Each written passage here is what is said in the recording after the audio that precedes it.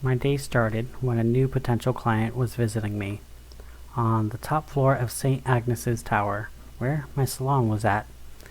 I was one of the most exclusive stylists in all of Swamp City.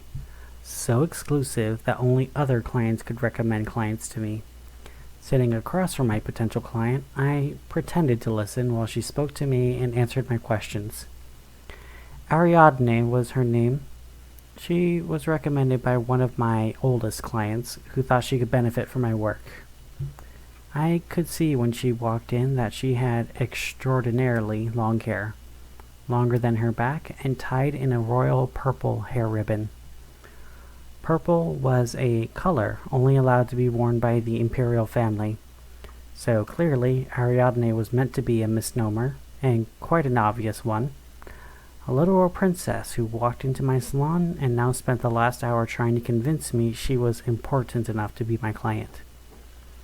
And yet, despite how much she was droning on, answering question after question with entire paragraphs worth of words when a simple sentence would have done, she never mentioned that she was a princess, or even a member of the Emperor's family. Merely a hint of royalty would have been enough to open any door in the Seven Cities. Maybe Ariadne was trying to prove that she was able to do things on her own, to impress her parents with her independence.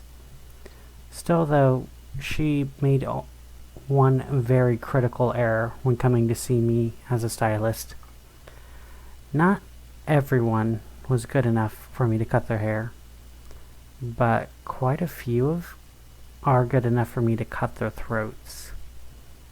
Even sitting across from her, pretending to write things down on my clipboard, I caught myself glancing at her hair and her neck.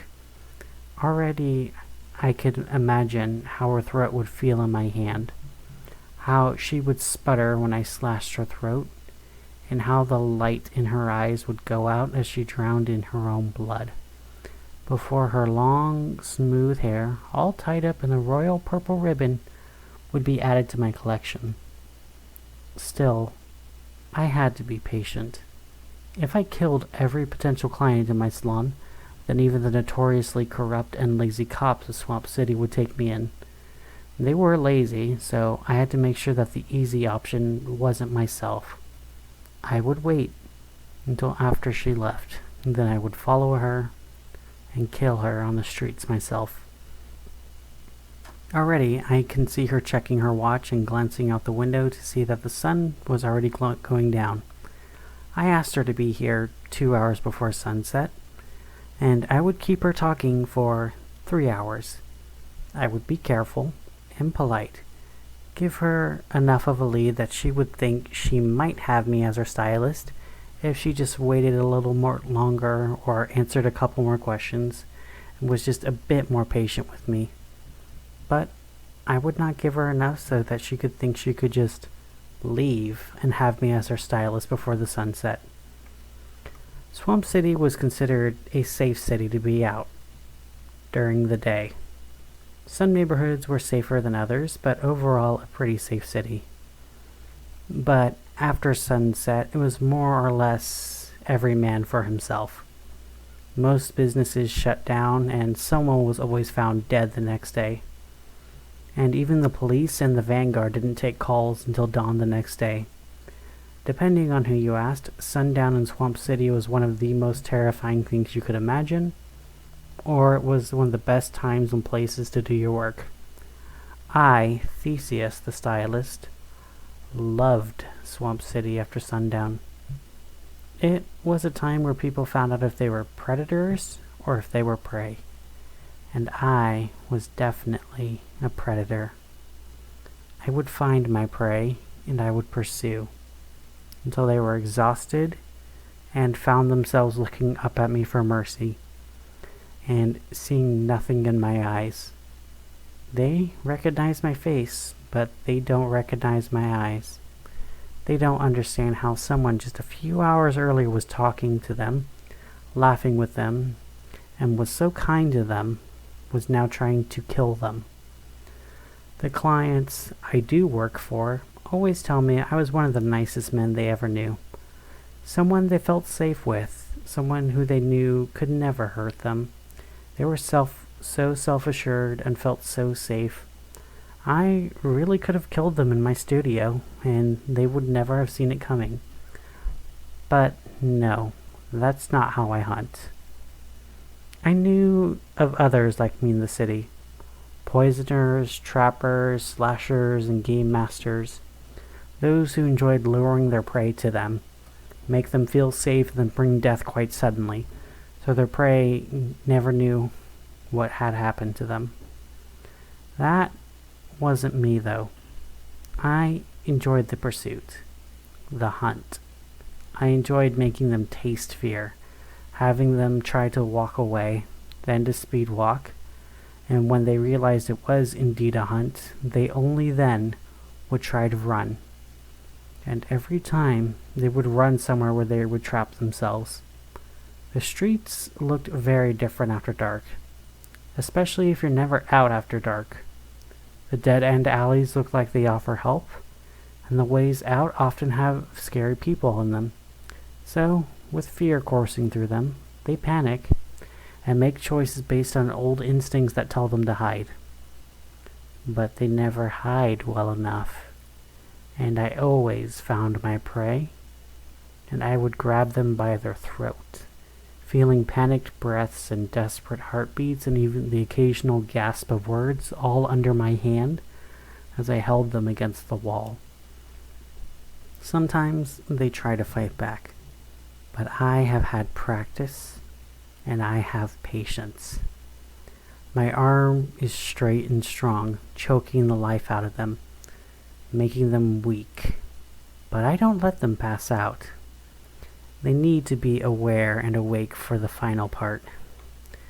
I take my blade and I slash it across their throat, just above where my hand held them against the wall. I then pull my hand back and let my prey fall to my feet. If my prey thought that being choked by my hand was bad, this is much, much worse.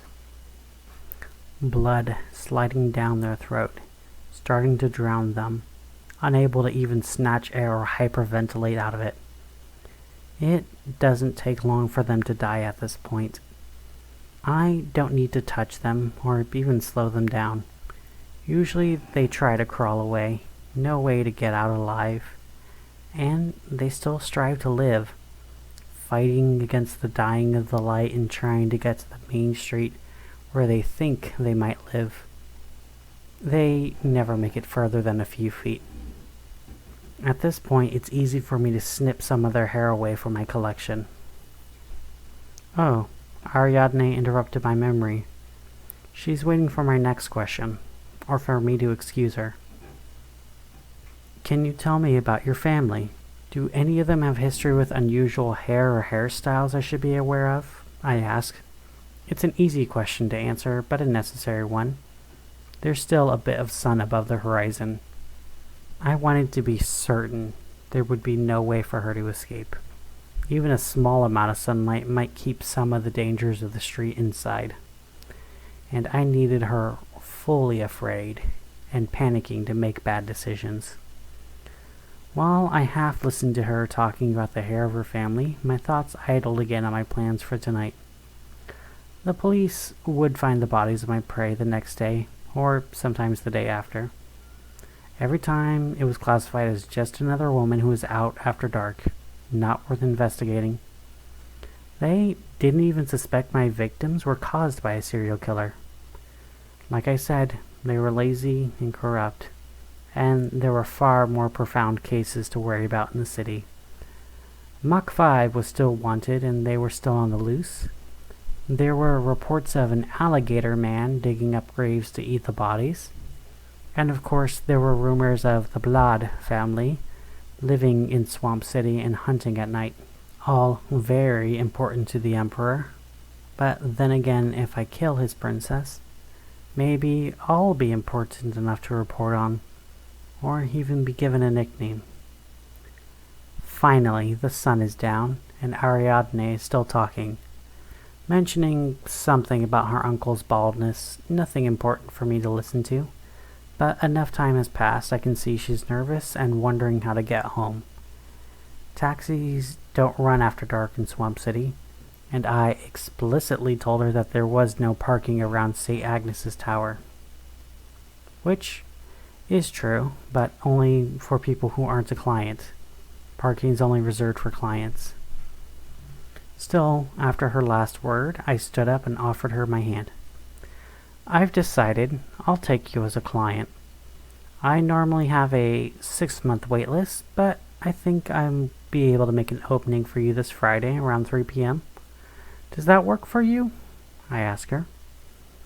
Already, she's struggling to stand up after sitting for so long. She meekly shakes my hand before answering.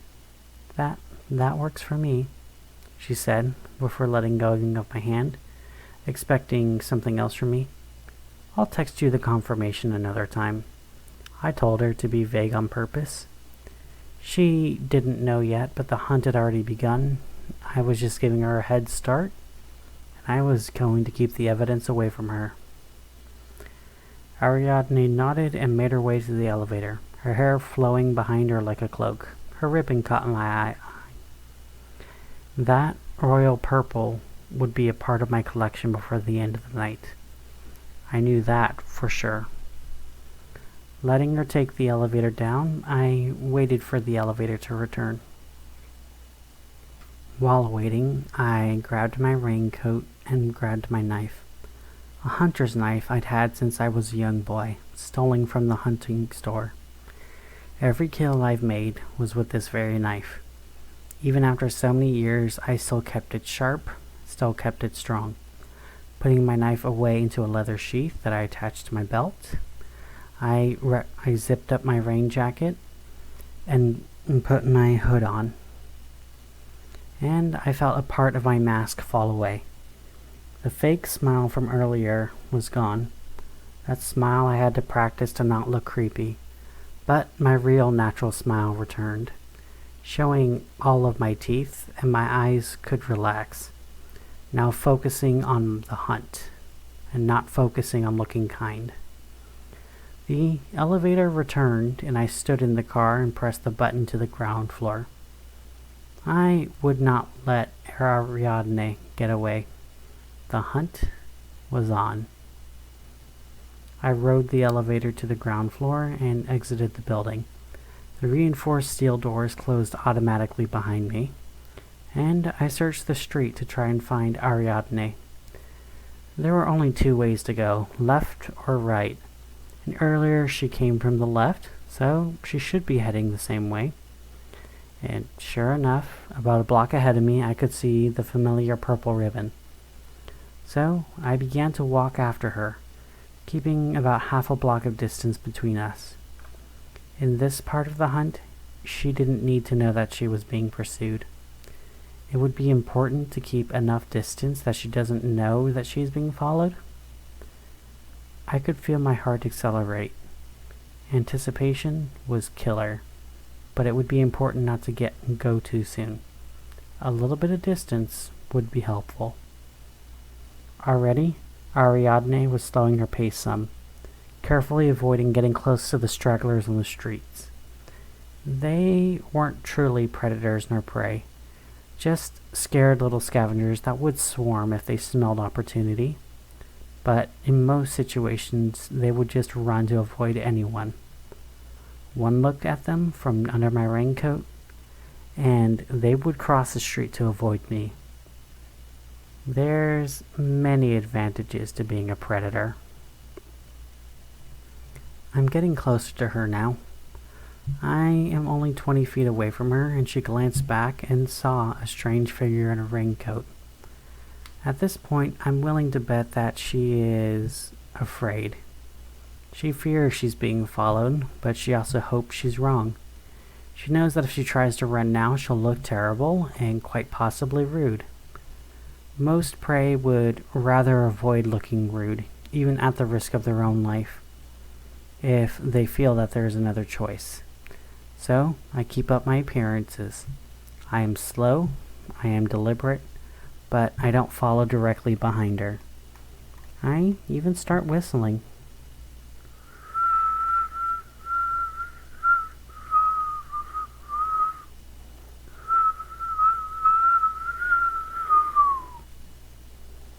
Ariadne continued to walk quickly, and she made a right into a narrow alley that I know is a dead end.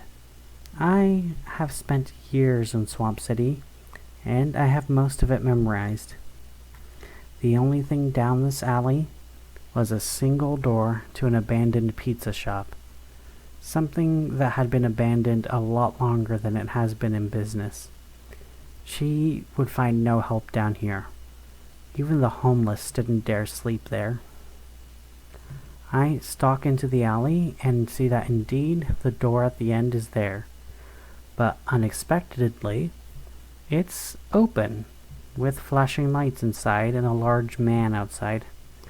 Ariadne stood outside speaking to the man, who I now assumed was a bouncer. She was let in and the bouncer continued to stand in front of the door. This must be one of the underground clubs I've heard about.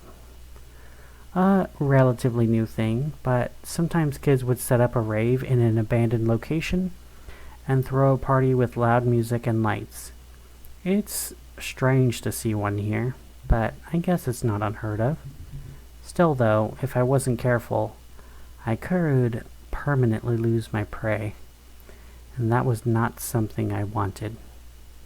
I could wait until she came back for her appointment, but that's not how I did things. I wanted to hunt now, so that's what I was going to do now. I want what I want when I want it. I walked up to the bouncer, removing my hood and giving my friendly a smile, making sure that my sheath knife was hidden by the raincoat. The bouncer was a large bald man, dressed in all black, that wore a name tag that said Minos, which I assumed was either his name or the name of the company he worked for. "May I come in?" I asked him while he stared down at me. It looked like he was trying to see something in me, like trying to judge if I was a threat or not. I kept my breath even and my eyes bright. I knew that I was unassuming and non-threatening. With any luck, this would get me in. Sure enough, he nodded and stood aside, letting me into the rave. I thanked him as I passed by, and in the building it was indeed a rave. Many people dancing in crowds, alcohol everywhere, the smell of sweat and old wood. The DJ played loud music that I didn't recognize. But if Ariadne was hoping to lose me in here, she was sorely mistaken. I looked past all the dancers, ignoring the ones in raincoats or wearing ribbons in their short hair. I was looking for one with a purple ribbon and long hair. And I did see her. She was going through swinging doors that were marked as employees only, back when the building was alive. Following her with purpose, I made my way past the grinding dancers as I approached the employees-only area. I was idly aware of a door with a red exit sign over it next to the employees-only area. Strange that Ariadne didn't choose that door, but maybe there was another way out of here. I stepped through the employees-only doors, and once in there, it felt like all the loud noise of the rave was cut off. They must have had very good sound insulation on the doors. The hallway behind them was dark, and it continued to a wooden door at the end of the hallway. Nowhere to hide, nowhere else to turn, and nowhere for her to run. There was only one place for Ariadne to go, into the door at the end of the hallway. Still, I traveled slowly, watching my step, trying to see if there was a way for her to be hiding before the door. I didn't want her to get away by sneaking behind me. So I kept going, traveling carefully until I made it to the wooden door. Now at the door I could see that there was a bit of red paint splashed near the doorknob. I grabbed the knob and did it turn. It turned very easily. It wasn't even locked. So I gently pushed it open, careful not to let the old wooden door creak. As I opened it, I could see an old yellow incandescent light in the room. and a static field television. Stepping into the room and closing the door gently behind me, I looked over the room. The TV was indeed very old, at least 40 years old, with wires for antennae and more static than sound. A heavily stained couch with piles of beer bottles next to it. Most of them were empty, but a few still had beer, and a few more had piss. And they all stank badly.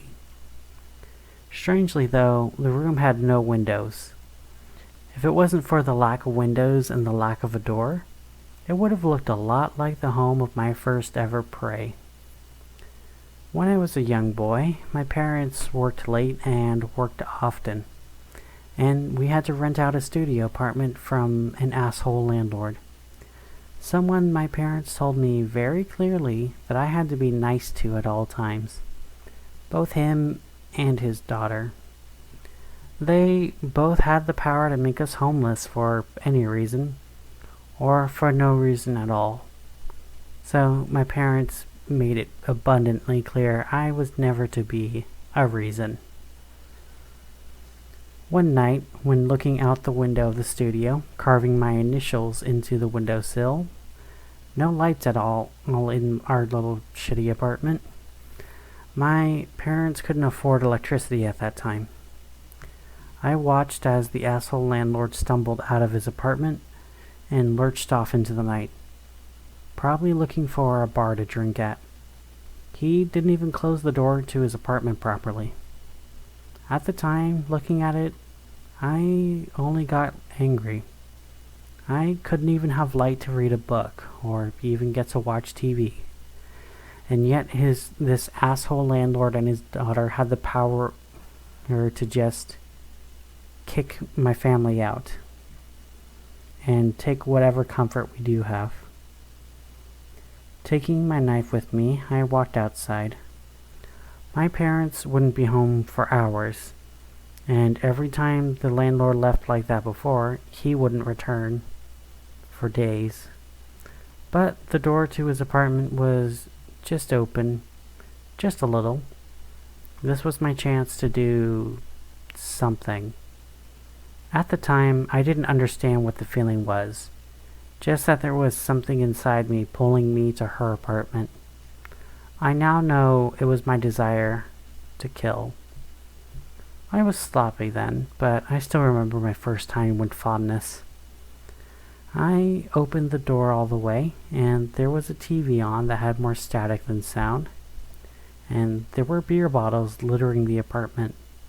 Some still had beer, others were empty, and others were filled to the brim with piss. Apparently, he didn't always bother getting up from the couch. And I could hear soft crying in the only bedroom in the apartment. On the bare mattress in that bedroom was a single old blanket that smelled even more of piss than all of the bottles in the apartment. As I walked to the bed where she cried, I stepped over the crushed cans and chip crumbs carefully. Back then, I didn't understand why, but I do now. I clenched the knife's handle as I pulled up the blanket. The landlord's daughter had numerous bruises across her face and body. Her hair was tangled and a large part of it was ripped out at the roots as she cried. Her eyes were full of fear as I pulled away her feeble protection. I'm sure that prey would have felt sorry for her. They would have called the vanguard or gotten her out of the house and away from her father. Or at least they would have felt sorry for her. The only thing in my heart at that moment was anger. I saw her bruised and crying face, and I only felt anger.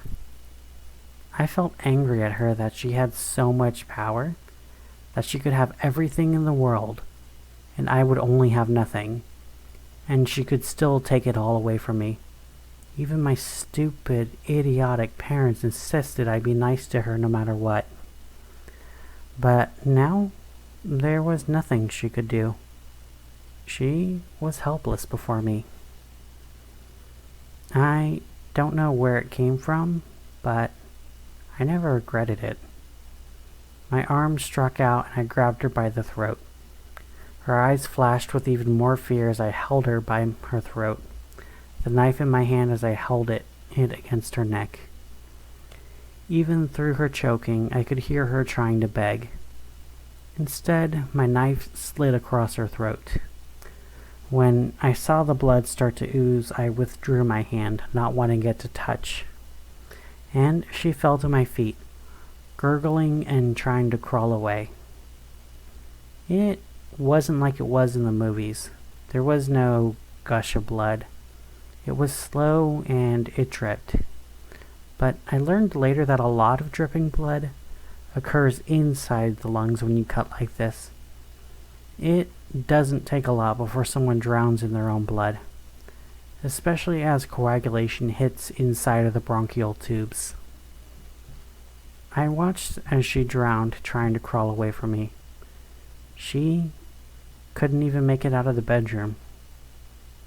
I snipped away a bit of her hair, my first piece of my collection, after I finished.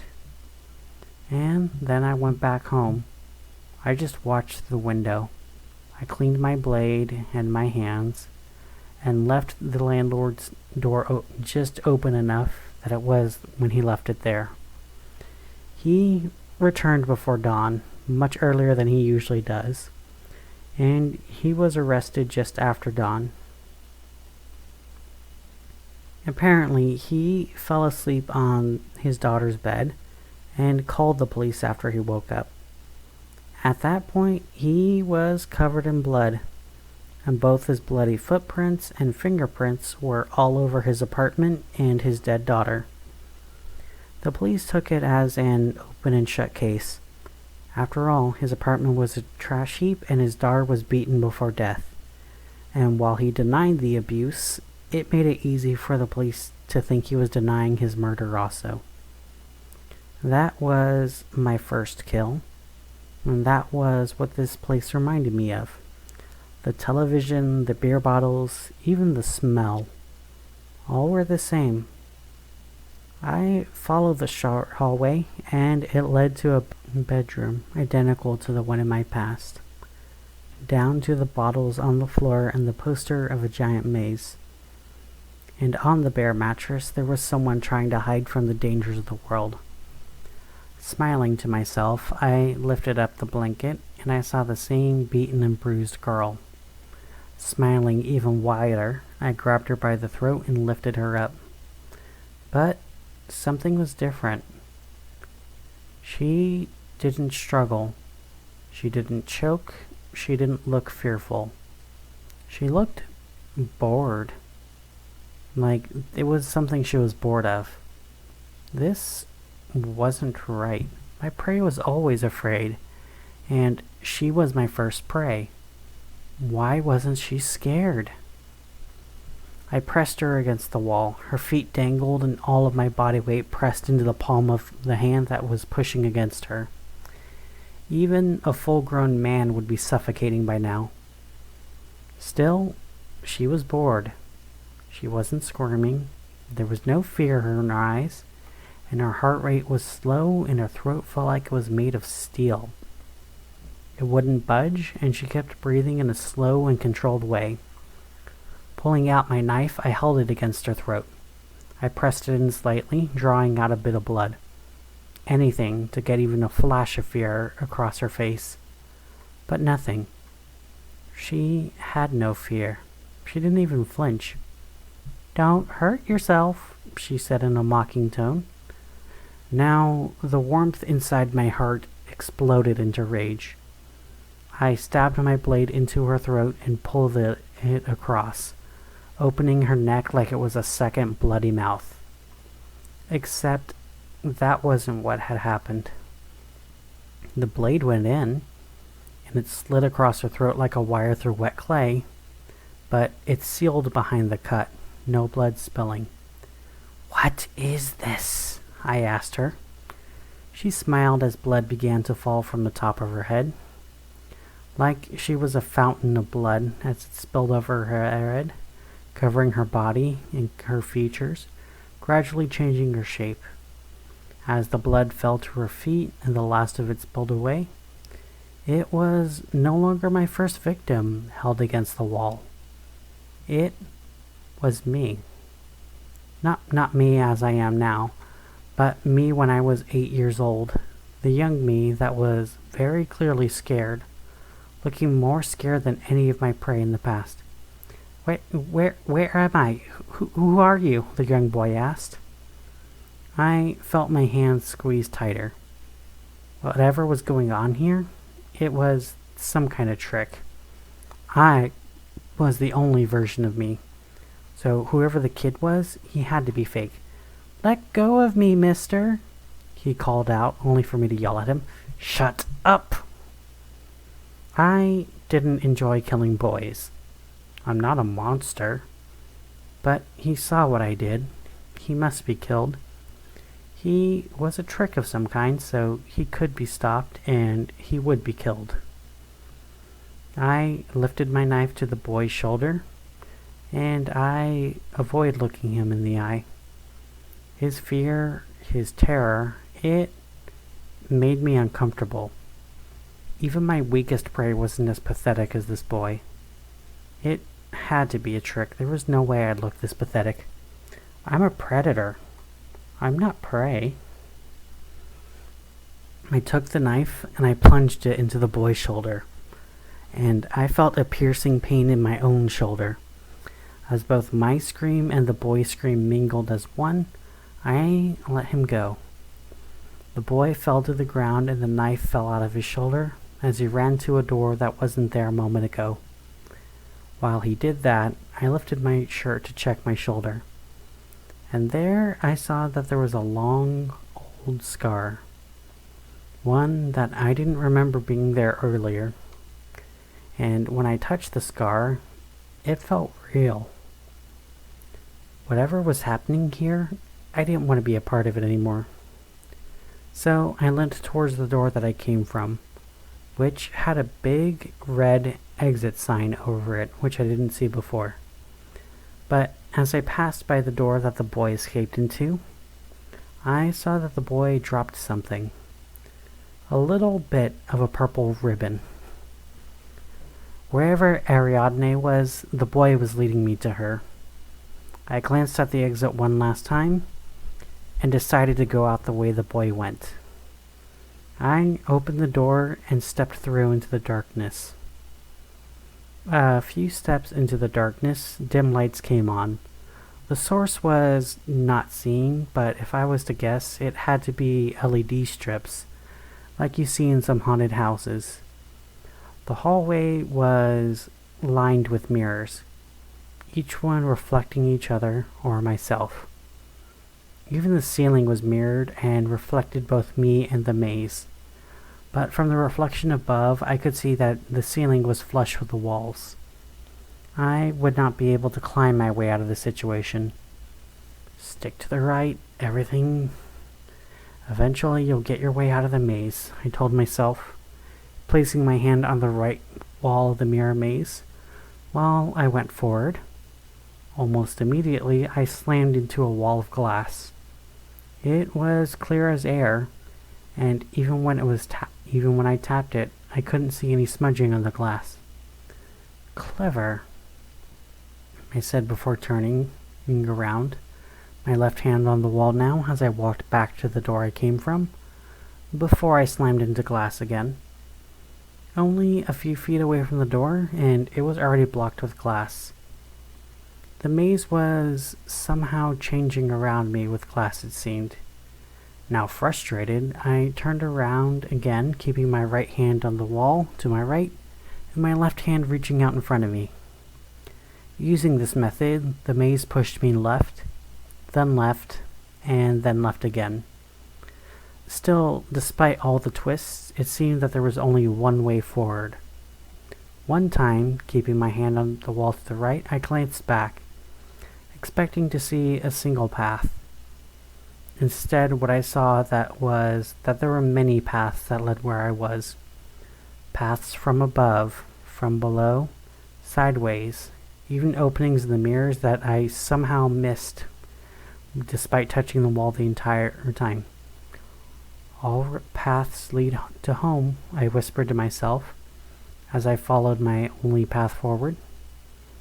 Finally, I made it to a T-junction. To the right was a door marked with the red word, exit, painted on it. But the door to my left had no label.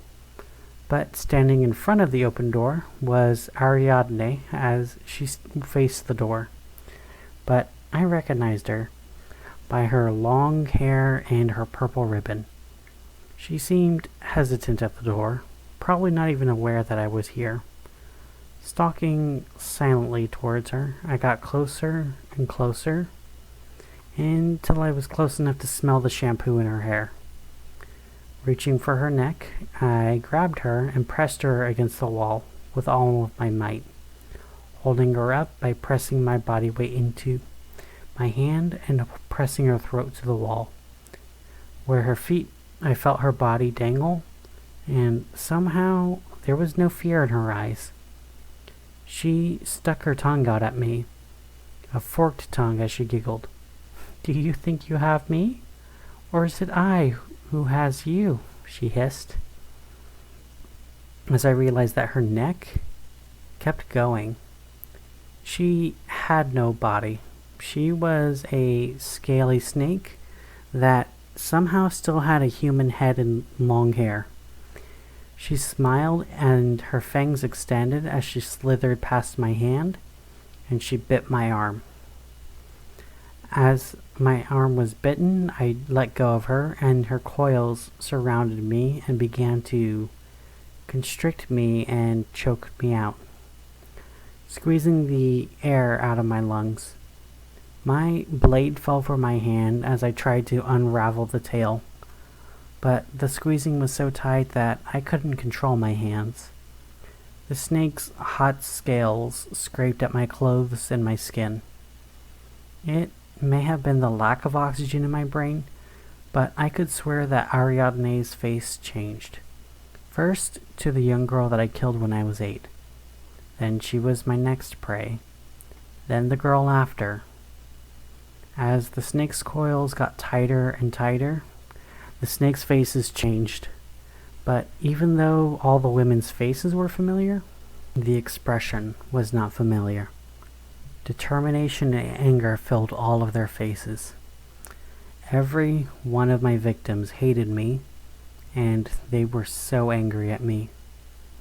When the face was finally that of Ariadne, and her last coil strangled my neck, and her lips rested near my ear.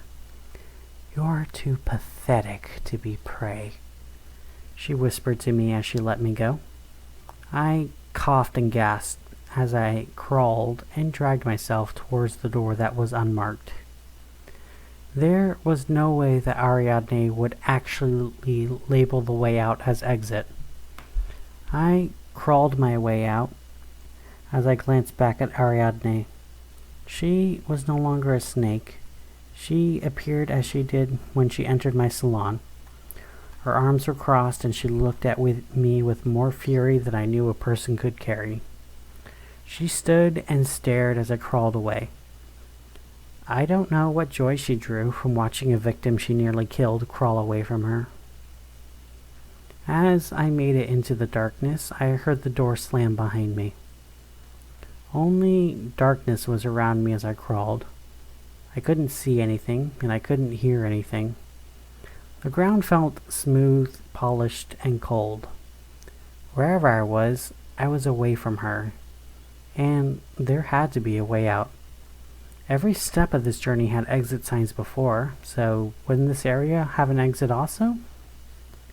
Almost like magic, I could see red in the distance, so I continued to crawl towards it. My throat felt like it was tightening more and more, and the bite in my arm was still oozing. Her bite? It must have been venomous. Still, I followed the red light, my throat getting tighter and my arms felt like they were full of lead. But finally I made it to the red light and I was finally able to read the red words. "No exit," I choked out. My arms finally gave out, and my last breaths wheezed out into the darkness. I collapsed, unable to struggle further, unable to keep going. I felt my last breath wheeze out, and my very last thought was how I should have just taken Ariadne as a client. "Thank you, thank you, thank you," Mr. Knight told Jay Doe, while he inspected the glass sphere in front of him. Mr. Knight, with his head surrounded in perpetual shadow, and his compatriot sitting next to him, was Miss Light, whose head was surrounded by bright light. Either of them would hurt your eyes if you stared for too long.